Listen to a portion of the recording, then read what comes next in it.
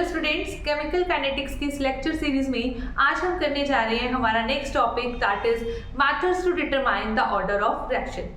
जैसा कि हमें पता है ऑर्डर ऑफ रिएक्शन को फाइंड आउट करने के हमारे पास डिफरेंट मेथड्स होते हैं। उनमें से दो मेथड आज के इस पार्ट में हम कवर करेंगे with the help of numerical. Okay, तो वो दो मेथड आज के लेक्चर में हम कौन कौन से स्टडी करने वाले हैं।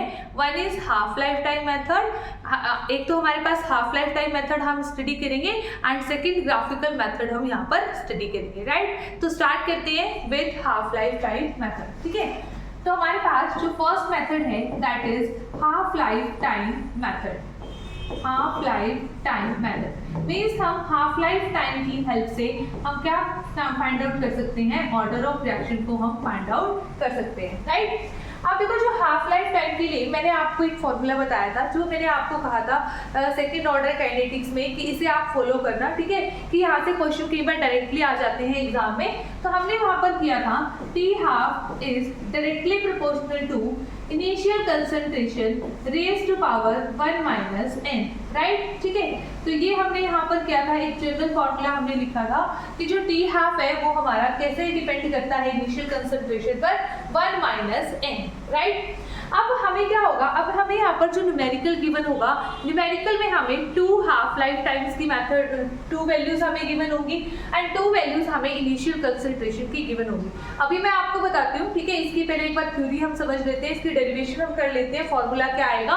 ठीक है, फिर उसके बाद मैं आपको इसे with the help of numerical इसे समझाऊंगी, जहाँ से आपका जो कॉन्सेप्ट है वो बिल्कुल क्लियर हो जाएगा। राइट, तो हम यहाँ पे क्या किया, हमने रखा ठीक है टी हाफ 1। ठीक है, तो टी हाफ 1 मतलब अगर मुझे ना रिएक्शन तो एक ही गिवन होगी। ठीक है, कि सेम रिएक्शन के लिए अगर हम इनिशियल कंसंट्रेशन चेंज कर दें, ठीक है, तो हाफ लाइफ टाइम क्या हो जाएगा, चेंज हो जाएगा। तो वो दो वैल्यूज आपको देगा, वो कहेगा कि जैसे सपोज करो हम कोई भी रिएक्शन कर रहे हैं, a plus b forms c plus d. ठीक है, हम कोई एक जनरल रिएक्शन कर रहे हैं और हमने कहा कि हमने जो इनिशियल कंसंट्रेशन है ना रिएक्टेंट की, लेट अस सपोज हमने पहले कितने ली, 10 मोल्स ली।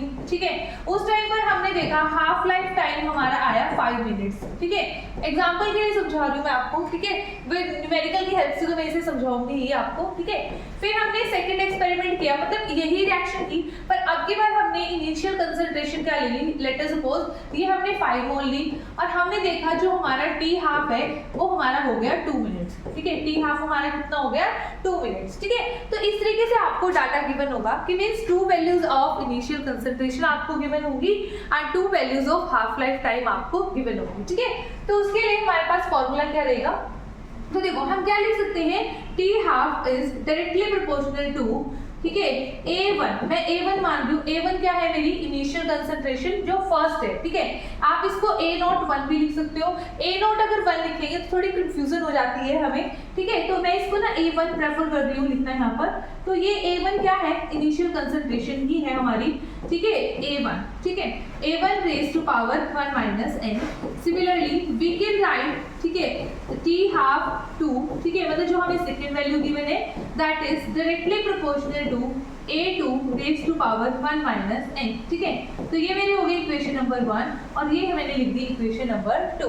राइट, अब इक्वेशन नंबर 1 और 2 इसके हेल्प से हम यहाँ पर क्या लिखेंगे, हम यहाँ पर लिखेंगे, अगर मैं इन दोनों को डिवाइड कर दूँ, ठीक है, ये प्रोपोर्शनलिटी साइन हम हटाएंगे तो देखो क्या हो जाएगा, T half 1 is equal to, यहाँ पर क्या आ जाएगा, कोई कांस्टेंट आ जाएगा, into initial concentration A1 raise to power 1 minus n। ठीक है, और इसको मैं कैसे लिख दूंगी, T half 2 is equal to K into A2, क्योंकि जो रेट कांस्टेंट होगा वो तो सेम ही होगा ना, एक रिएक्शन के लिए रेट कांस्टेंट कभी भी चेंज नहीं होता। ठीक है, तो हमारे पास यहाँ पर ये वैल्यूज आ जाएंगी is equal to K into A2 की पावर 1 माइनस n। अब मैंने क्या किया, इन दोनों इक्वेशन को डिवाइड कर दिया। राइट, ठीक है, इन दोनों इक्वेशन से ही मैंने ये लिखा, सिर्फ यहाँ पर k की वैल्यू लगाई और फिर मैंने क्या कर दिया, इसको डिवाइड कर दिया। तो जैसे ही हम इनको डिवाइड करेंगे तो मेरे पास क्या आ जाएगा, k से k कैंसिल हो जाएगा और यहाँ पर एज अ रिजल्ट हमारे पास आ जाएगा T half 1 over T half 2 is equal to A1 by A2 raise to power 1 minus n। ठीक है, तो हमारे पास क्या आ गया, फॉर्मूला आ गया। अब देखो मैं यही सजेस्ट करती हूँ स्टूडेंट्स को कि आप इसी फॉर्मूले से क्या करो, क्वेश्चन को सॉल्व करो, ठीक है, क्योंकि बहुत इजी होता है हमें यहाँ से कैलकुलेट करना। अदरवाइज आपको ना जो आपकी बुक है और आपको ना समटाइम्स एग्जाम में, ठीक है, वो लॉग वाला फॉर्मूला भी आ जाता है, ठीक है, तो मैं ना यहाँ पर इसको लॉगरिथम वाला फॉर्मूला भी बता देती हूँ। बट न्यूमेरिकल सॉल्व करने के लिए स्पेशली आप क्या यूज करोगे, ये वाला मेथड यूज करोगे, क्योंकि बहुत ईजी होगा, क्योंकि दूसरे वाले फॉर्मूले में आपको लॉग की वैल्यूज देखनी पड़ेगी, ठीक है। तो देखो, पर मैं आपको वो लॉग वाला फॉर्मूला एक बार बता देती हूँ कि वो लॉग वाला फॉर्मूला है क्या, क्योंकि रीजन बीइंग समटाइम एग्जाम में ऐसा होता है कि ऑप्शन में आपको वही फॉर्मूला दे दिया जाता है, तो आपको उस फॉर्मूले की पहचान होनी चाहिए कि हमें वहां पर वो फॉर्मूला डिराइव हमारे पास कैसे होगा, ठीक है। बट न्यूमेरिकल के लिए मैं आपको कहूंगी आप यही फॉर्मूला यूज करना, इसी मेथड से इसको सॉल्व करना, ठीक है। अब देखो, अब हम बात करते हैं, ठीक है, हमारे पास फॉर्मूला आ गया, ठीक है। अब हम इसके लॉगरिथम वाले फॉर्मूले की भी बात करते हैं।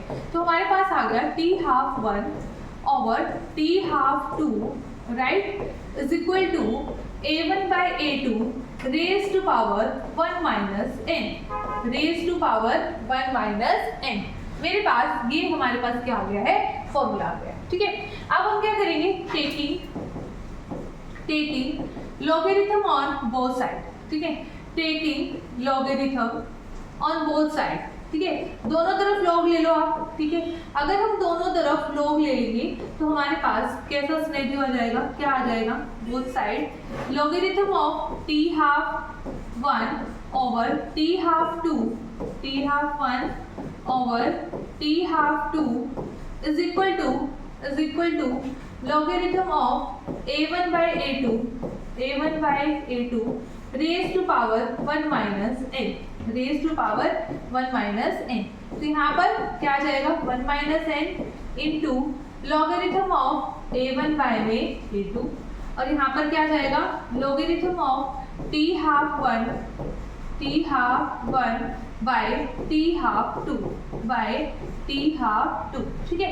अब देखो, अब हम इसको और यहाँ पर सॉल्व करेंगे, क्योंकि हमें हमारा टारगेट क्या है, हमारा टारगेट है यहाँ पर फाइंड करना वैल्यू ऑफ n, ठीक है, हमें n के लिए फॉर्मूला लेके आना है। तो देखो मैं इसको कैसे लिख सकती हूँ, logarithm of t½ 1 minus logarithm of t½ 2, logarithm of t½ 2 is equal to 1 minus n into क्या लिख सकते हैं, logarithm of a1 into logarithm of a1 minus logarithm of a2, right, ठीक है। हमने क्या लिखा, logarithm of a1 minus logarithm of a2, right.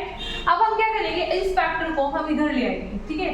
तो मेरे पास आ जाएगा logarithm of t½ 1 minus logarithm of t½ 2 upon में, ठीक है, logarithm of a1 minus logarithm of a2 is equal to 1 minus n, ठीक है। तो मेरे पास n की वैल्यू, मैं n को इधर ले आऊं, तो मेरे पास आ जाएगा 1 minus logarithm of t½ 1 minus t½ 2 upon में logarithm of a1 minus logarithm of a2, ठीक है। ये हमारे पास आ जाएगा, ठीक है, इस तरीके से। तो ये मेरे पास फाइनल क्या आ जाएगा, इसका फॉर्मूला आ जाएगा, ठीक है, इसका n क्या है यहाँ पर, n is the order of reaction, ठीक है, n is the order of reaction, right. तो देखो, एक तो आपके पास ये फॉर्मूला है, ठीक है, जिससे आप फाइंड आउट कर सकते हो कि आपको 2 t½ की वैल्यूज गिवन होंगी और 2 आपको कंसंट्रेशन की वैल्यू गिवन होंगी। आप यहाँ पर इनकी वैल्यूज को पुट डाउन करोगे और आपका रिजल्ट आ जाएगा, ठीक है। पर मैंने आपको कहा कि अगर न्यूमेरिकल आता है तो आप इस फॉर्मूले से सॉल्व करना, है ना, इस फॉर्मूले से, क्योंकि ये फॉर्मूला इजी होगा, क्योंकि यहाँ पर आपको लॉगरिथम की वैल्यू देखनी पड़ेगी। हर केस में आपको लॉग की वैल्यू रिक्वायर्ड होगी, जबकि इस केस में आपको लॉग की वैल्यू रिक्वायर्ड नहीं होगी, ठीक है। तो आई थिंक सो आपको भी समझ में आ गया होगा। ये फॉर्मूला भी आपको भी याद होना चाहिए, ठीक है, ये फॉर्मूला याद होना चाहिए। अगर मैं ये कहूँगी, देखो, अगर ये फॉर्मूला आपको लर्न भी नहीं है तब भी कोई बात नहीं, अगर आपको ये फॉर्मूला याद है, ठीक है। आप न्यूमेरिकल पर्पस के लिए ये फॉर्मूला तो याद करोगे ही, ठीक है। अगर एग्जाम में आपको कुछ ऐसा दिखता है कि लॉगरिथम जैसा हमें कुछ एडजस्टमेंट करके दिया हुआ है ऑप्शन में, तो आप क्या कर सकते हो, यहाँ पर लॉगरिथम लो और फिर क्या करो, इसको यहाँ पर डिराइव करके आप इसका आंसर फाइंड आउट कर सकते हो, राइट, ठीक है। चलो अब हम सॉल्व करते हैं इसके कुछ न्यूमेरिकल्स, ठीक है। अब इसके न्यूमेरिकल हम सॉल्व करेंगे, ठीक है। ये न्यूमेरिकल मैंने यहाँ पर, ठीक है, 2 डिफरेंट न्यूमेरिकल्स मैंने यहाँ पर लिख लिए हैं। तो देखो सबसे पहले the half life of decomposition of compound is 20 minute, ठीक है। हाफ लाइफ हमें कितने दे रखी है, पहली 20 मिनट, ठीक है। When the concentration of compound is double, कहते हैं जब कंसंट्रेशन कंपाउंड की डबल हो जाएगी, half life reduces to 10 minute, ठीक है। हाफ लाइफ कितना हो जाएगा, 10 मिनट हो जाएगा। मींस देखो T12 मुझे कितना गिवन है, T12 मुझे गिवन है 20 मिनट, कितना गिवन है, 20 मिनट, ठीक है। उस टाइम पर जो इनिशियल कंसंट्रेशन है मेरी, let us suppose that is A मान लो, X मान लो, वो आपकी मर्जी है, ठीक है। फिर उसके बाद वो कहता है कि जब हम कंसंट्रेशन को डबल करते हैं, ठीक है, हमने कंसंट्रेशन को डबल की, मींस A2 मेरा कितना हो गया, 2A हो गया, ठीक है। एंड T12 मेरा कितना हो जाएगा, 10 मिनट हो जाएगा, it reduces to 10 minute. Find the order of reaction. अब देखना बहुत इजीली ये क्वेश्चन सॉल्व हो जाएगा हमारे पास। कैसे, मैंने वही वाला फॉर्मूला अप्लाई किया जिसको मैं आपको ये सजेस्ट कर रही थी कि आप उसी फॉर्मूले से इसे वहां पर करना।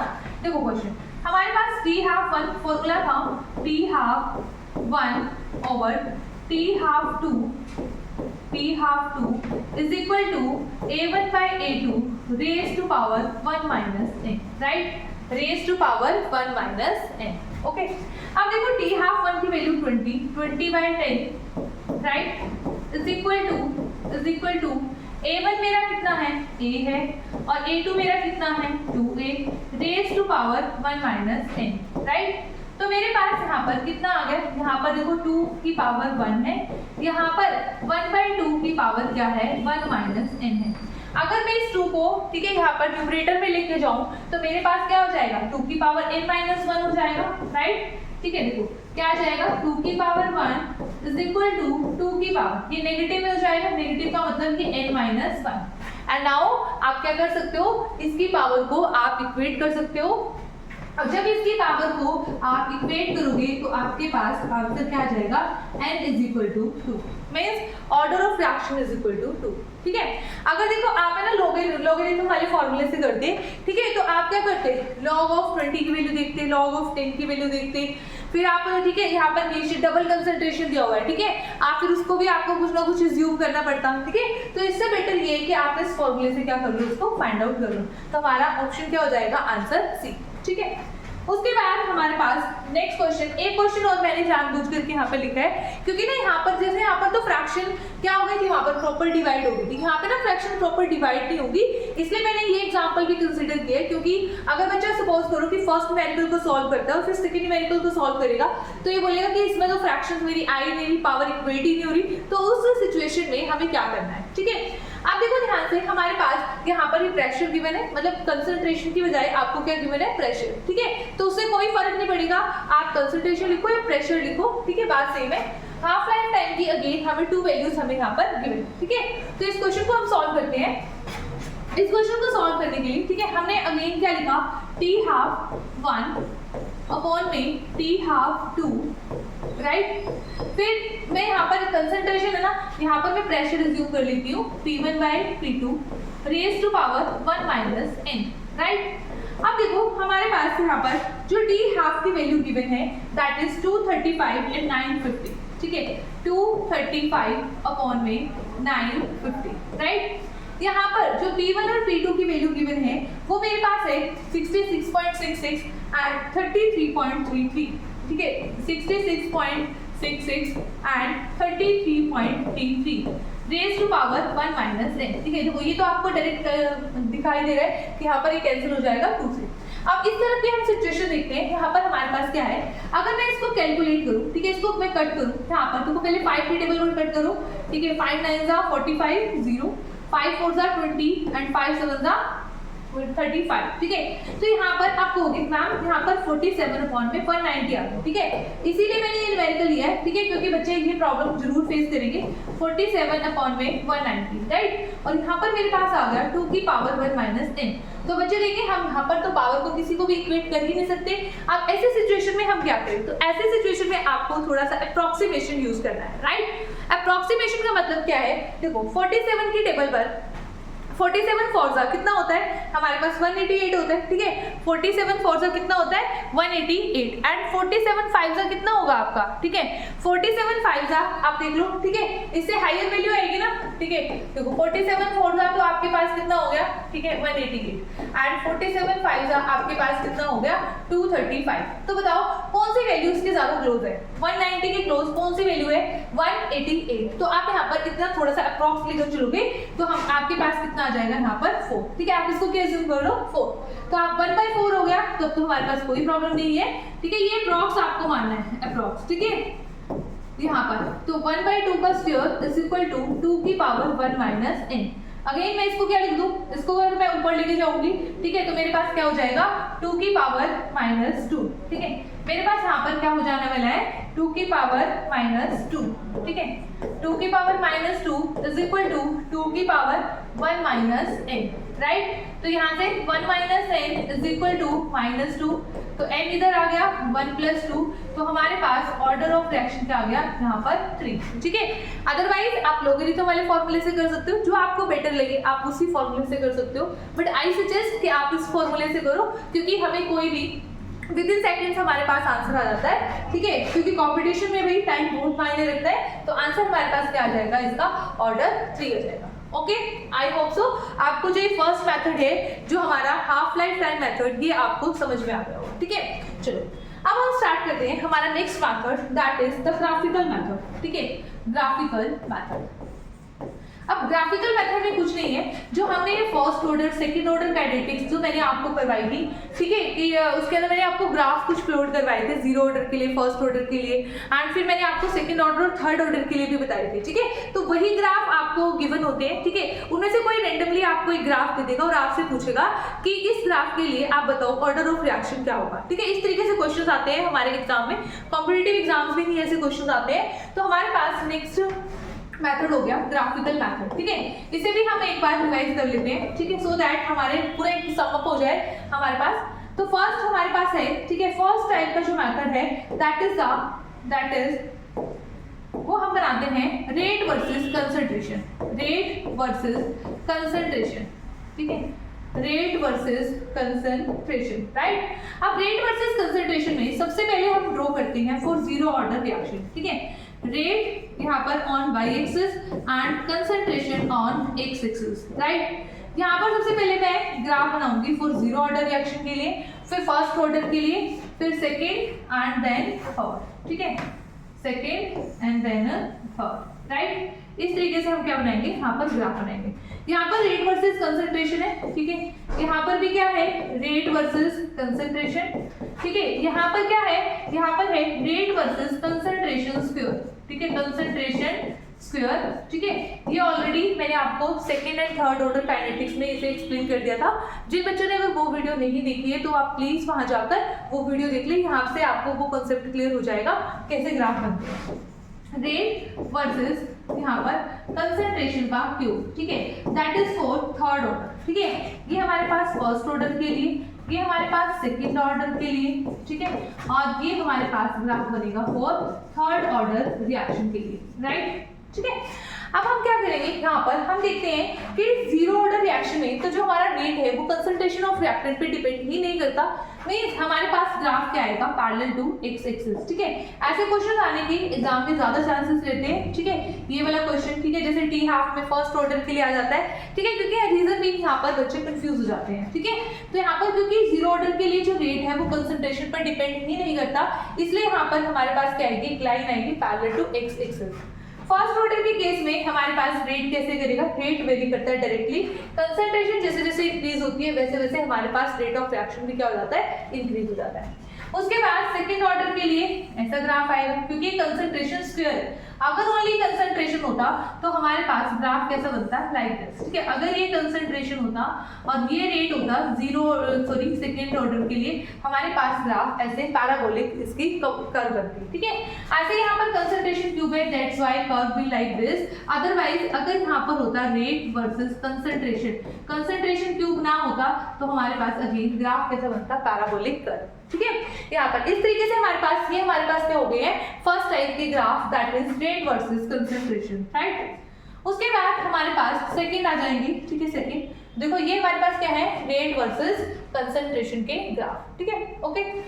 उसके बाद हमारे पास नेक्स्ट हमारे पास आ जाएगा graph between concentration at any time t and t, ठीक है। कंसंट्रेशन हमने लेनी है किसी भी एक टाइम t पर और versus t, right. Next is graph between concentration at versus t, ठीक है।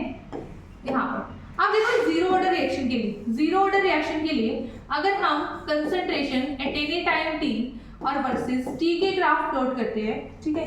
फिर यहाँ पर इस केस में हम लॉगरिथम ऑफ 80, ठीक है, आपने देखा होगा log ऑफ 80 वर्सेस t के ग्राफ प्लॉट किया था।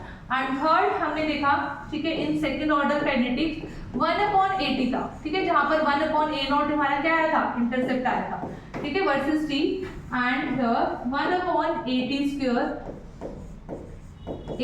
स्क्वायर वर्सेस t, ठीक है। तो हमने देखा यहाँ पर ग्राफ कैसा बना हमारे पास। इस केस में जो हमारे पास ग्राफ था वो कुछ किस तरीके से बनता था, ठीक है। देखो हमारे पास यहाँ पर क्या होता था, kt is equal to 80 minus a0, है ना, क्या होता था, सॉरी a0 माइनस 80 होता था, a0 माइनस 80, ठीक है, ये होता था a0 माइनस 80, ठीक है। अगर किसी स्टूडेंट को थोड़ा सा रिवाइज करने तो वो इस तरीके से कर सकता है। तो हमने यहाँ पर 80 लेकर आए, तो यहाँ पर क्या आया a0 माइनस kt, तो यहाँ पर ये हमारा क्या है, x एक्सिस, ये हमारा है y एक्सिस पर 80, ये मेरा क्या हो गया c, ठीक है। हमारे पास स्लोप क्या हो गई, माइनस k, ठीक है, माइनस के मीन्स नेगेटिव स्लोप है, तो हमारे पास ग्राफ कुछ ऐसा बनेगा। और यहाँ पर जो इंटरसेप्ट होगा दैट इज इंटरसेप्ट होगा, स्लोप हमारी क्या होगी, माइनस के, और जो इंटरसेप्ट होगा दैट इज a0, ठीक है।